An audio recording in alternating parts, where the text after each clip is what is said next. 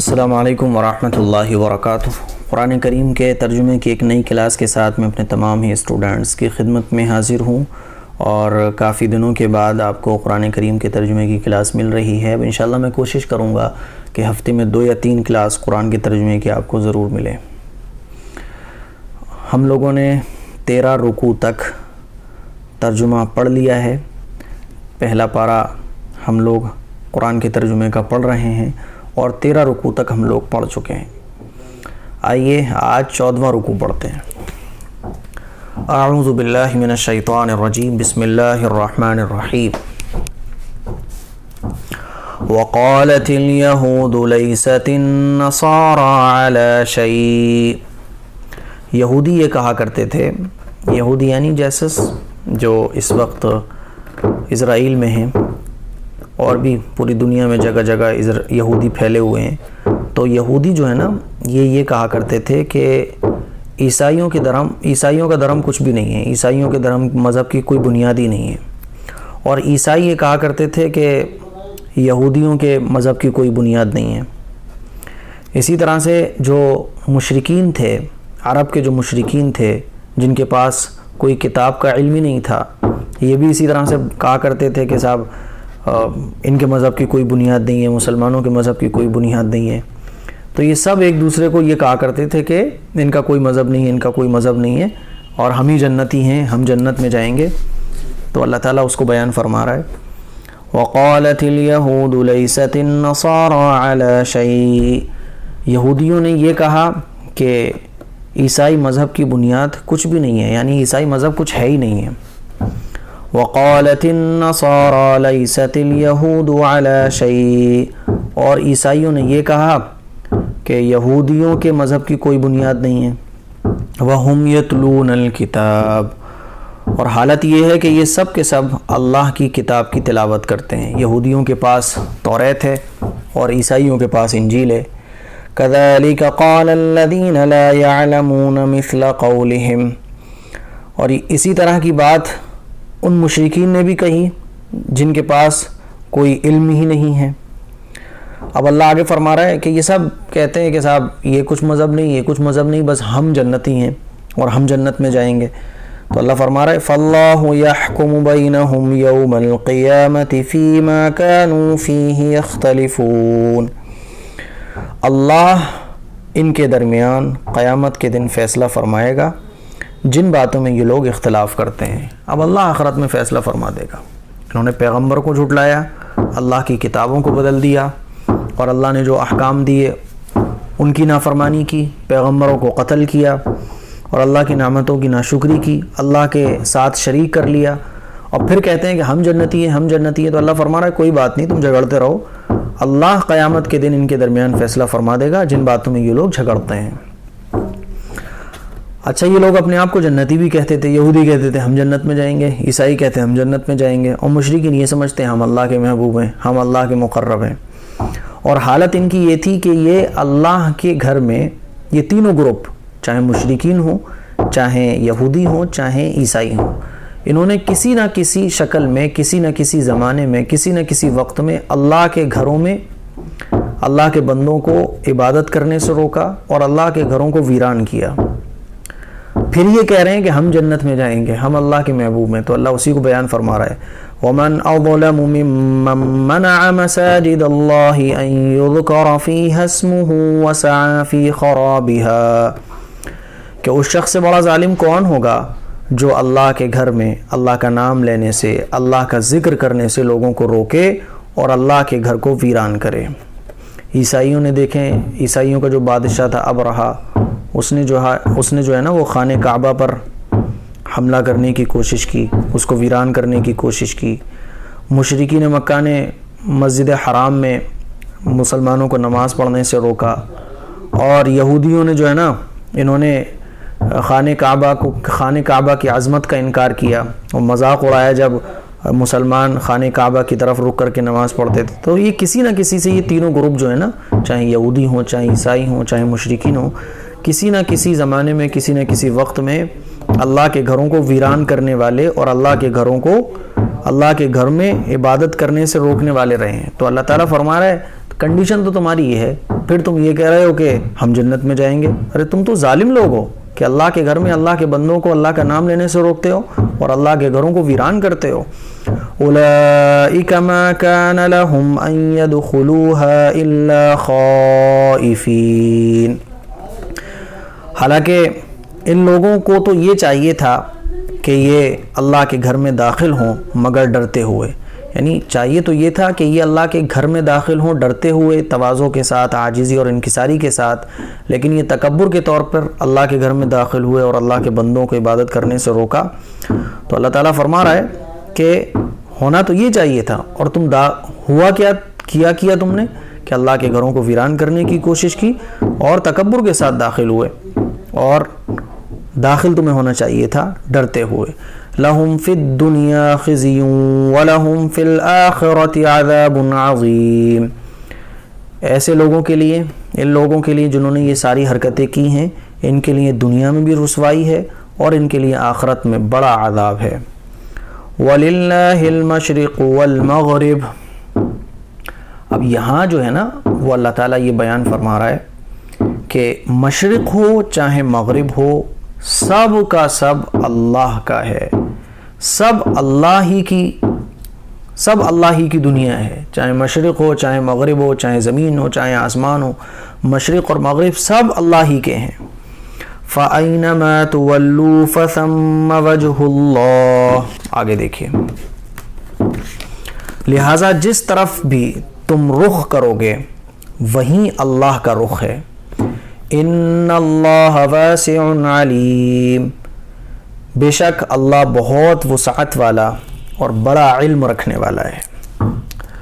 اوپر جن 3 گروہوں کا ذکر ہوا ہے نا, یہودی, عیسائی اور اسی طرح سے مشرکین, تو ان کے درمیان ایک اختلاف قبلے کا بھی تھا.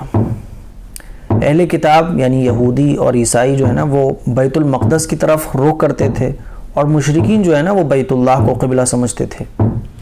مسلمان بھی بیت اللہ کی طرف رخ کر کے نماز پڑھتے تھے, اور یہ بات یہودیوں کو بڑی ناگوار تھی. ایک مختصر عرصے کے لیے مسلمانوں کو اللہ تعالیٰ نے بیت المقدس کی طرف رخ کرنے کا حکم دیا, تو یہودیوں نے خوشی کا اظہار کیا, کہا کہ دیکھو مسلمان ہماری بات ماننے پر مجبور ہو گئے, دیکھو ہماری بات مان رہے ہیں. کیونکہ یہودی جو تھے نا وہ بیت المقدس کی عظمت کا تو اقرار کرتے تھے, لیکن بیت اللہ کی عظمت کا انکار کرتے تھے. پھر دوبارہ اللہ تعالیٰ نے بیت اللہ کو مستقل قبلہ بنا دیا, یعنی خانہ کعبہ ہے نا, جس کی تفصیل انشاءاللہ آئے گی اگلے پارے میں. تو جب مسلمان بیت المقدس کی طرف رخ کر کے نماز پڑھ رہے تھے, تب اللہ تعالیٰ نے یہ آیت نازل فرمائی. بتلانا یہ مقصد ہے کہ کوئی بھی سمت اپنی ذات میں کسی تقدس کی حامل نہیں ہے, کسی سمت میں کوئی خاص فضیلت نہیں ہے, بلکہ مشرق ہو مغرب ہو سب اللہ کی مخلوق ہے اور اسی کی تابع اور فرمان ہے. اللہ تعالیٰ کے لیے مشرق ہو وہ بھی اللہ کا ہے, مغرب ہو وہ بھی اللہ کا ہے. اللہ تو ہر جگہ موجود ہے, چنانچہ وہ جس سمت کی طرف رخ کرنے کا حکم دے, بندوں کا کام یہ ہے کہ وہ اللہ کا کہنا مانے. اسی لیے چاہے مشرق ہو چاہے مغرب ہو, یہودی جو مذاق اڑا رہے ہیں اور یہ کہہ رہے ہیں کہ دیکھو مسلمان ہماری بات ماننے لگے ہیں, تو اللہ اسی کو فرما رہا ہے کہ مشرق ہو مغرب ہو سب اللہ کا ہے, اور اللہ تعالیٰ وسعت والا ہے, علم والا ہے. آگے دیکھیے, وَقَالُوا اتَّخَذَ اللَّهُ وَلَدًا سُبْحَانَهُ بَل لَّهُ مَا فِي السَّمَاوَاتِ وَالْأَرْضِ كُلٌّ لَّهُ قَانِتُونَ. اچھا, یہ لوگ یہ کہتے تھے کہ اللہ کی اولاد ہے, جیسے کہ عیسائی کہتے ہیں کہ حضرت عیسیٰ علیہ السلام اللہ کے بیٹے ہیں, ہے نا. یہودی حضرت عزیر علیہ السلام کو اللہ کا بیٹا قرار دیتے تھے, اور مشرکین جو ہے نا وہ فرشتوں کو اللہ کی بیٹیاں قرار دیتے تھے. تو اللہ تعالیٰ اسی کو بیان فرما رہا ہے کہ یہ لوگ کہتے ہیں کہ اللہ نے اولاد بنا لیے. سبحانہ, اللہ کی ذات تو پاک ہے. بل لہ ما فی السماوات والارض, بلکہ اللہ ہی کے لیے ہے جو کچھ آسمانوں میں ہے اور جو کچھ زمین میں ہے. کل لہ قانتون, کل لہ قانتون, سب کے سب اس کے فرما بردار ہیں. اللہ فرما رہا ہے ایسا نہیں ہے, بلکہ یہ تو اللہ کی سب مخلوق ہیں, سب مخلوقات ہیں جتنی بھی چیزیں ہیں. اور یہ لوگ جو بات کہتے ہیں نا, مشرکین کہتے ہیں کہ اللہ نے اللہ فرشتوں کو اللہ کی بیٹیاں قرار دیتے ہیں، یہودی بیٹا، عیسائی حضرت عیسیٰ علیہ السلام کو بیٹا کہتے ہیں، تو اللہ تعالیٰ فرماتا ہے اللہ پاک ہے ان ساری چیزوں سے، اور جو کچھ آسمانوں اور زمین میں ہے وہ سب اللہ کا ہے، اور ہر چیز اللہ کی اطاعت کرنے والی ہے، اللہ کی فرما بردار ہے۔ بدیع السماوات والارض، وہ آسمانوں اور زمین کا پیدا کرنے والا ہے۔ وَإِذَا قَضَى أَمْرًا فَإِنَّمَا يَقُولُ لَهُ كُن فَيَكُونُ، اور جب اللہ تعالیٰ کسی چیز کا فیصلہ فرماتا ہے تو وہ کہتا ہے کن ہو جا، فیکون تو وہ چیز ہو جاتی ہے۔ ہر چیز اللہ کی مخلوق ہے، اللہ نے سب کو پیدا کیا، لیکن اللہ کو کسی نے پیدا نہیں کیا۔ سب چیزیں اللہ کی مخلوق ہیں، اور اللہ تعالیٰ جب کسی چیز کو پیدا کرنے کا فیصلہ فرماتا ہے تو کہتا ہے کن تو ہو جا، فیکون تو وہ چیز ہو جاتی ہے۔ وَقَالَ الَّذِينَ لَا يَعْلَمُونَ لَوْلَا يُكَلِّمُنَا اللَّهُ أَوْ تَأْتِينَا آيَةٌ، اور جو لوگ علم نہیں رکھتے وہ کہتے ہیں کہ ہم سے ڈائریکٹ اللہ بات کیوں نہیں کرتا۔ مشرکین یہ بات کہتے تھے نا، ارے اللہ نے آپ کو پیغمبر بنا کے کیوں بھیج دیا ہے، اللہ ہم سے ڈائریکٹ بات کیوں نہیں کرتا۔ او تأتینا آیہ، یا ہمارے پاس نشانی کیوں نہیں آتی۔ کذالک قال الذین من قبلہم مثل قولہم، اللہ تعالیٰ فرماتا ہے اسی طرح کی باتیں ان لوگوں نے بھی کہی تھیں جو ان سے پہلے گزرے ہیں۔ تشابہت قلوبہم، اور ان سب کے سب دل جو ہے نا وہ ایک سے ہیں۔ قد بینا الآیات لقوم یوقنون، ہم نے اپنی نشانیوں کو کھول کھول کر بیان کر دیا ہے ان لوگوں کے لیے جو یقین رکھتے ہیں۔ اس زمانے میں بھی بہت سارے لوگ یہ کہتے تھے کہ بھئی اللہ تعالیٰ ہم سے ڈائریکٹ بات کیوں نہیں کرتا ہے، اللہ تعالیٰ ڈائریکٹ ہمیں نشانیاں کیوں نہیں بھیجتا ہے۔ آج کے ٹائم میں بھی اس طرح کی باتیں بہت سارے لوگ کرتے ہیں، تو اللہ تعالیٰ فرما رہا ہے کہ ان سب کے سب جو ہے نا وہ دل ایک سے ہیں، حالانکہ ہم نے جو ہے نا بہت ساری نشانیاں ایسے لوگوں کے لیے جو یقین رکھتے ہیں، بہت ساری نشانیاں ہم پہلے ہی واضح کر چکے ہیں۔ یا آسمان جس کو اللہ نے بغیر ستون کے بنایا، یہ آنکھیں، انسان اگر اپنی پوری باڈی میں اگر غور کر لے تو وہ اللہ کو پہچان جائے۔ اگر انسان آج کی سائنس میں غور کر لے تو وہ اللہ کو پہچان جائے۔ ہر چیز میں اگر غور کرے نا، وہ اس کائنات کے ذرے ذرے میں بھی غور کرے تو وہ اللہ کو پہچان جائے۔ اسی کو اللہ تعالیٰ بیان فرما رہا ہے کہ ہم تو پہلے ہی بہت ساری نشانیاں واضح کر چکے ہیں ان لوگوں کے لیے جو یقین رکھتے ہیں۔ اِنَّا أَرْسَلْنَاكَ بِالْحَقِّ بَشِيرًا وَنَذِيرًا، بلا شبہ ہم نے آپ کو، اللہ تعالیٰ فرما رہا ہے آپ کو یعنی پیغمبر محمد صلی اللہ علیہ وسلم کو، بے شک ہم نے آپ کو حق کے ساتھ بھیجا ہے، خوشخبری دینے والا اور ڈرانے والا۔ خوشخبری دینے والا جنت کی، ڈرانا جہنم سے ڈرانے والا۔ وَلَا تُسْأَلُ عَنْ أَصْحَابِ الْجَحِيمِ، اور وہ لوگ جو جہنم میں داخل ہوں گے ان کے بارے میں آپ سے کوئی سوال نہیں کیا جائے گا۔ آگے دیکھیے، وَلَن تَرْضَىٰ عَنكَ الْيَهُودُ وَلَا النَّصَارَىٰ حَتَّىٰ تَتَّبِعَ مِلَّتَهُمْ، اور یہودی اور نصارہ آپ سے اس وقت تک ہرگز راضی نہیں ہوں گے جب تک آپ ان کے مذہب کی پیروی نہ کرنے لگے۔ قُلْ إِنَّ هُدَى اللَّهِ هُوَ الْهُدَىٰ، آپ فرما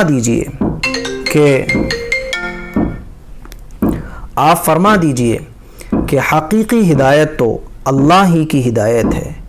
وَلَئِنِ اتَّبَعْتَ أَهْوَاءَهُمْ بَعْدَ الَّذِي جَاءَكَ مِنَ الْعِلْمِ، اور اگر آپ علم آ جانے کے باوجود ان کی باتوں کو مان لیں، ان کی خواہشات کی پیروی کر لیں، مَا لَكَ مِنَ اللَّهِ مِن وَلِيٍّ وَلَا نَصِيرٍ، تو آپ اللہ کے علاوہ کوئی بھی ولی اور اللہ کے علاوہ کوئی بھی مددگار نہیں پائیں گے۔ ان آیات میں اللہ تعالیٰ کیا فرما رہا ہے وہ سمجھیں آپ۔ حضور علیہ الصلوۃ والسلام سے یہ بات ممکن ہی نہیں تھی، ناممکن تھی کہ آپ کفار کی خواہشات کے پیچھے چلے، یعنی جیسا باطل لوگ جیسے کہ یہودی، عیسائی، مشرکین مکہ جو بات کہہ رہے ہیں، حضور علیہ الصلوۃ والسلام ان کی بات مان لیں، یہ ممکن ہی نہیں تھا۔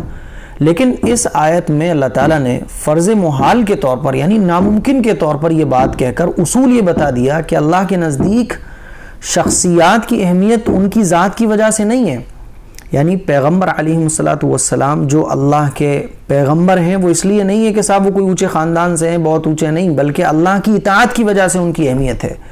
اور حضور علیہ الصلوۃ والسلام ساری مخلوقات میں سب سے افضل اسی بنا پر ہیں کہ اللہ کے سب سے زیادہ فرمانبردار ہیں۔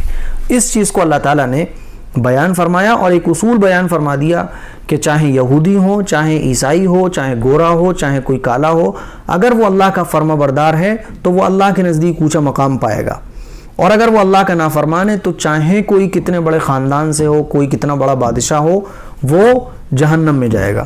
اسی کو اللہ تعالیٰ نے بیان فرما دیا، اور یہ بھی بیان کر دیا کہ یہودیوں کو اگر آپ خوش کرنے کی کوشش کریں، عیسائیوں کو خوش کرنے کی کوشش کریں، تو یہ لوگ کبھی خوش نہیں ہو سکتے، باطل کبھی بھی خوش نہیں ہو سکتا۔ جیسے کہ آج کل بہت سارے مسلمان ہیں نا جو غیر مسلموں کو خوش کرنے کی کوشش کرتے ہیں، تو اللہ تعالیٰ فرما رہا ہے یہودی اور عیسائی ہرگز آپ سے راضی نہیں ہو سکتے، ہاں یہ جب راضی ہو جائیں گے جب آپ ان کے مذہب کو اختیار کر لیں۔